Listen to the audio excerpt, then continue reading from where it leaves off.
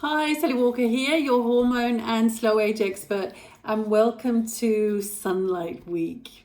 So, we've been talking a little bit about how vitamin D is produced and where we find it in the foods that we eat. But what about deficiencies? So why would you be deficient, and are there any symptoms that might indicate you are deficient? Yeah, so let's start there. Symptoms of vitamin D deficiency, okay? Tiredness, fatigue, bone pain, back pain, this kind of thing, bone loss. So if you have been diagnosed with osteoporosis, for example, muscle weakness, muscle aches, muscle cramps, mood changes, a little bit sort of the depression kind of thing, frequent infections, impaired healing, and even hair loss. So these symptoms are quite diffuse, aren't they? There could be lots of reasons why you're tired. There could be lots of reasons why you've got backache. There could be lots of reasons why you're getting infections all the time. But it could also be because you're deficient in vitamin D. So I would say the first thing you want to know is, are you deficient? So the only way you're going to know this is blood testing. So you want to have a word with the doctor and see if they will test your level of vitamin D. If they're not going to do so, you can buy private tests, and there is a link in the information as to where you can get one of these tests, and you can do it yourself, etc. It is very, very important that we have optimal levels, and there is a little bit of sort of indecision about which is an optimal level, but somewhere around the 75 to 80 nanomoles per litre or 30 nanograms per milliliter. It's different from lab to lab which numbers or which measurements they're using. So, but around there somewhere would be a good idea. Okay, so why might you be? Because, okay, you find out that you are deficient in vitamin D. So what are you going to do about it? Well, let's find out why you might be deficient. So the first one, obviously, is, are you not getting enough UVB rays? Yeah, I said before, it's a dilemma. We need the UVBs to make the vitamin D, but we want to avoid the UVBs because they damage the skin and can create skin cancer. So it's really, really, really a challenge, okay? But that might be why you're not producing enough vitamin D. You might not be getting enough sunlight. You might not be getting enough UVB rays. So why might that be? Well, it might be winter.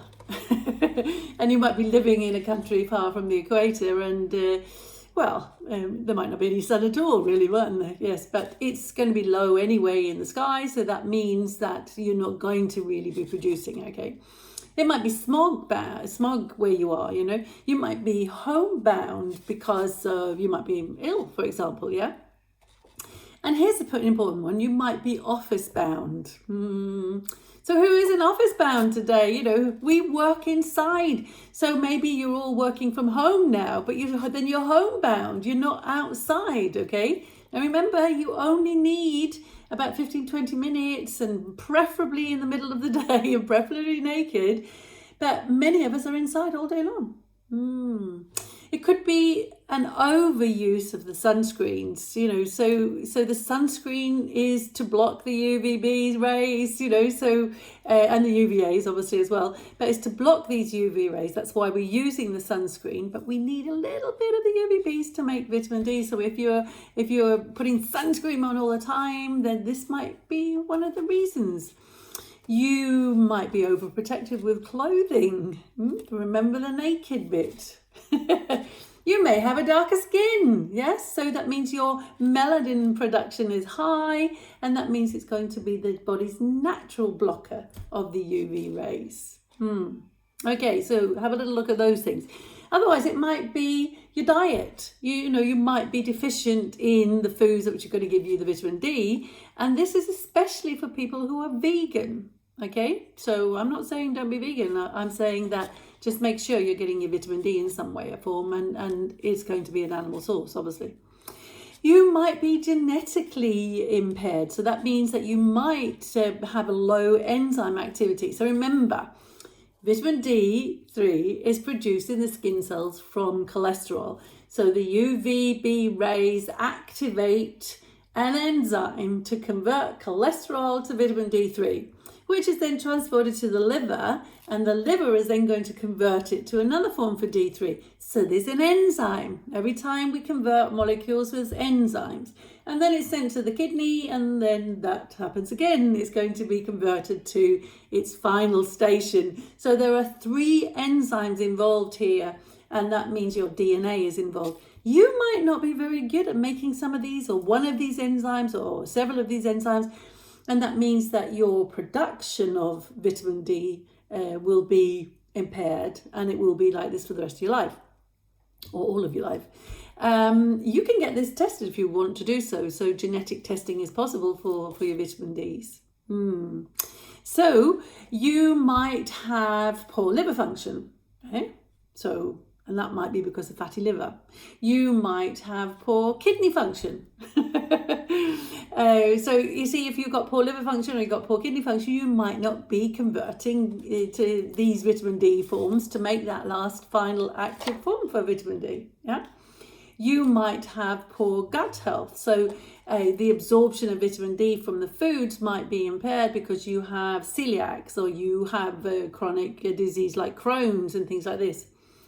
You might be obese. Okay, so if you're obese, we know that the fat soluble vitamin D will be actually taken up by fat cells. So you might have less available vitamin D because it's being stored in the fat cells. You might have had a gastric bypass operation, so a weight loss procedure, and so now you don't have very much of your gut left, so you're not going to be absorbing your vitamin D very well.